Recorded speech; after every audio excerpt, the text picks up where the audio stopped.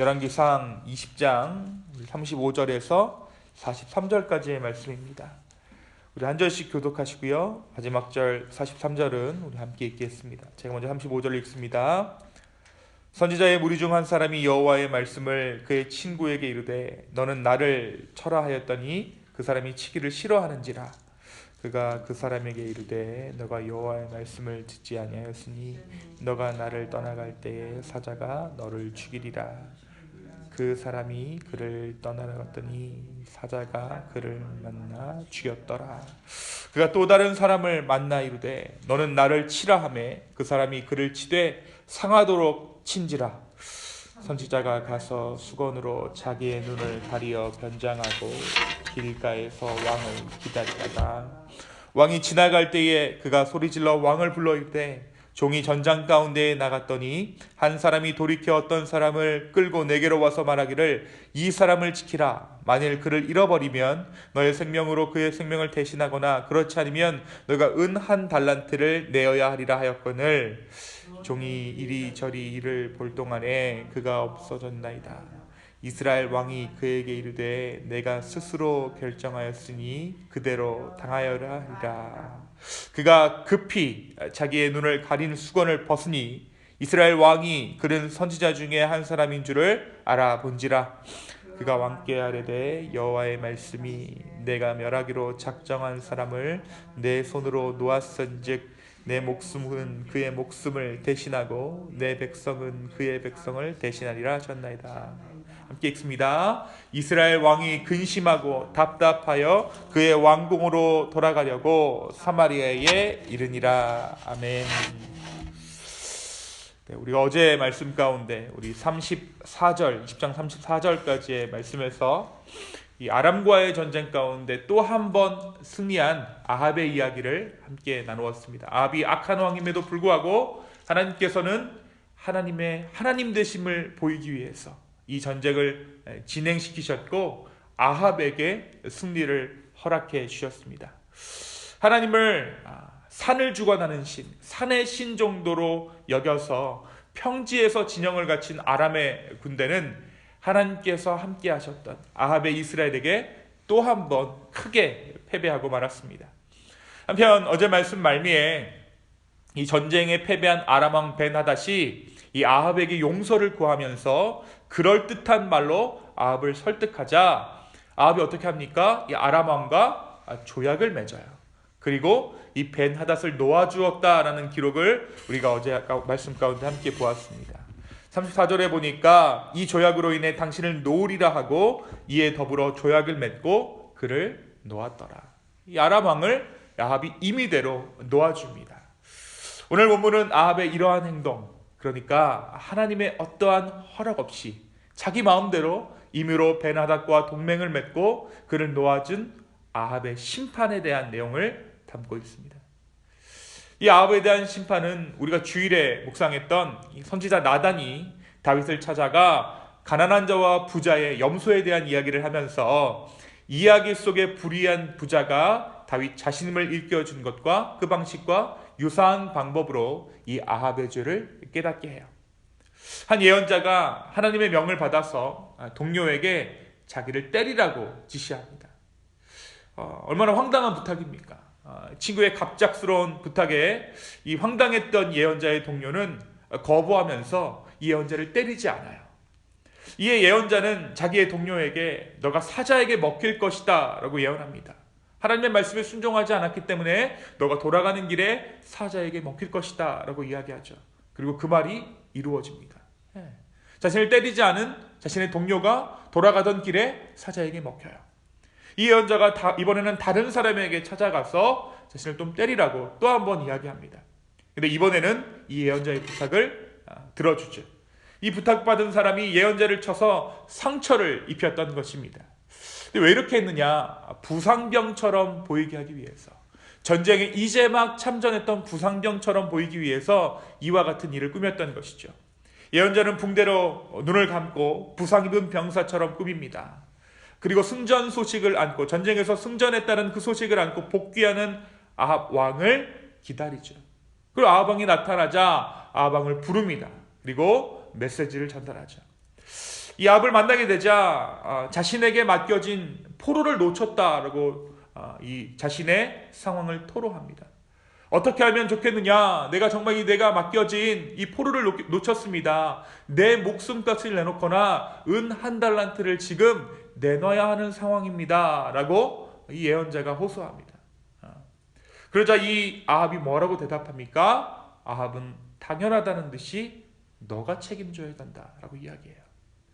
이 아합의 대답이 끝나자마자 예언자는 자신을 감고 있던 붕대를 풀어서 자신이 여태껏 전쟁의 승리를 예언했던 그 선지자임을 드러냅니다. 아합 왕이 그가 선지자임을 알아보았다라고 말씀은 기록하고 있어요. 자신을 알아본 아합에게 예언자는 하나님이 멸망하시기로 작정한 사람을 너가 놓아주었으니 너가 그 목숨을 대신하고 그 백성 대신 너의 백성이 멸망할 것이다 라고 예언합니다.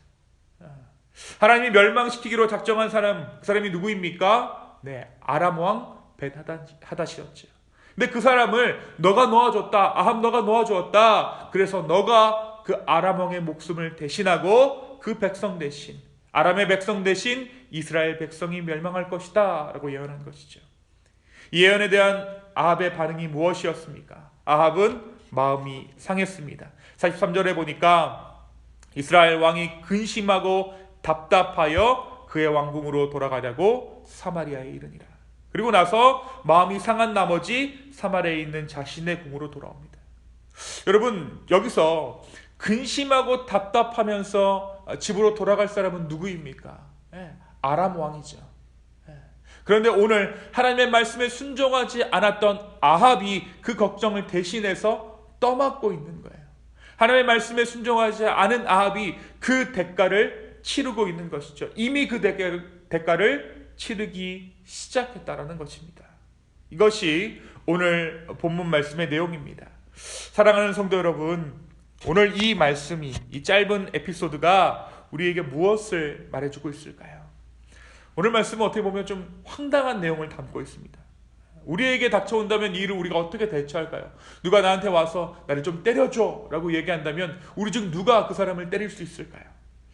하나님께서는 선지자를 전쟁에서 부상당한 병사의 모습으로 변장시키기 위해서 친구 선지자에게 그에게 부상을 입히도록 명령하십니다.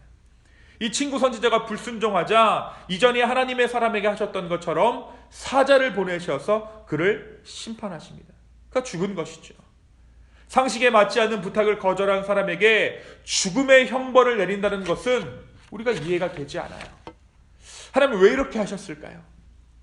이만큼이나 하나님의 말씀이 우리에게 가차없는 순종을 요구한다는 것을 보이시고 이렇게 비정상적인 방법을 통해서 하나님께서 말씀하셨다는 것은 이렇게 하지 않으면, 비상식적인 방법을 동원하지 않으면 이스라엘 백성들이 하나님의 말씀을 도무지 듣지 않았기 때문입니다.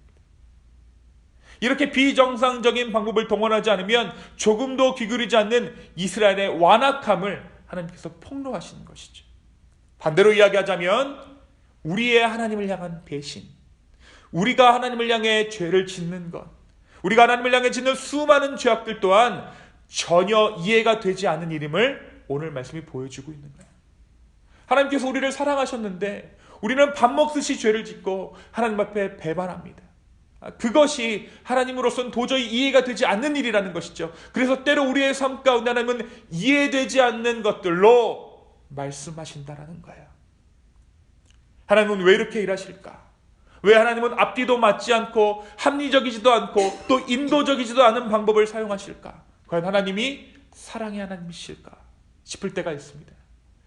우리가 지금 그것들을 겪고 있죠. 전쟁이나 기근, 이해되지 않은 질병, 관계의 손상들을 볼 때에 우리가 생각하게 되는 것들이에요. 하나님은 앞뒤가 맞지 않는다. 하나님은 불합리하시다. 그런데 오늘 말씀은 그렇게 말씀하시지 않으면 우리가 듣지 않기 때문에 라고 말하고 있는 거예요. 사랑하는 성도 여러분, 하나님께서는 오늘도 우리의 삶 가운데 말씀하십니다. 그리고 우리의 삶 가운데 오늘도 일하시고 계세요. 만약 하나님께서 일하시는 방식이 도무지 이해가 되지 않는다면 그것은 우리가 상식적으로 말했을 때 듣기를 거부했음을 인정하는 우리가 되었으면 좋겠습니다. 이해되지 않는 하나님, 상식이 통하지 않는 하나님은 우리의 죄가 자초한 하나님입니다. 오늘 우리의 삶에 말씀하시는 하나님을 믿어 하나님의 이해되지 않음을 고백하는 것이 아니라 선하신 하나님을 경험할 수 있는 저와 여러분 되기를 예수님의 이름으로 축원합니다. 두 번째 오늘 말씀은 하나님께서는 반드시 스스로에게 자신의 죄를 자신의 입으로 고백하게 하신다라는 사실을 말해주고 있어요. 밧세바를 범했던 다윗도, 이 아람 왕을 놓아준 아합도 결국 자신의 죄를 스스로 고백하게 하십니다. 누군가를 계속해서 판단하고 정죄하는 나의 모습을 나의 입술로 고백할 수밖에 없게 만드시는 분이 바로 우리 주님이시라는 거예요. 여러분, 우리는 어떻습니까? 우리는 모순덩어리예요. 그래서 우리 안에 있는 작은 흠집은 보지 못하면서, 다른 사람의 우리 큰 흠집은 보지 못하면서 어떤 사람의 작은 흠집마저도 크게 지적하는 것이 바로 우리죠. 우리의 죄에 더는 관대하지만 다른 사람의 죄에 대해서는 한없이 날카로운 잣대를 들이대는 것이 바로 우리의 모습입니다. 그래서 때로 주님은 다른 사람의 모습이나 나와 직접적으로 연관없는 일들을 통해서 그 가운데 나의 모습을 보게 하세요. 그리고 나의 죄를 발견하게 하십니다. 그리고 거기서부터 우리의 죄에 대한 이야기를 하나님께서 시작하고 계세요. 오늘 주어진 하루를 살며 이해되지 않는 누군가를 만난 거라, 비난받아 마땅한 누군가의 일을 듣게 된다면, 우리가 그것들을 경험하게 된다면 그게 나의 모습은 아닌지 돌아볼 수 있게 되기를 소망합니다. 그리고 그 안에서 나의 모습을 발견하게 된다면 그것이 주님께서 주신 은혜입니다. 그 상황이 주님께서 우리에게 주신 은혜인 줄 알아 죄된 나의 모습을 발견하고, 주님, 내가 그입니다, 내 죄가 그 안에 있습니다 라고 고백할 수 있는 저와 여러분 되기를 소망합니다. 바로 그때에 하나님의 정말 회개로의 인도하심이 시작됩니다. 하나님은 그 회개를 통해 우리의 삶을 회복시켜 주실 것입니다.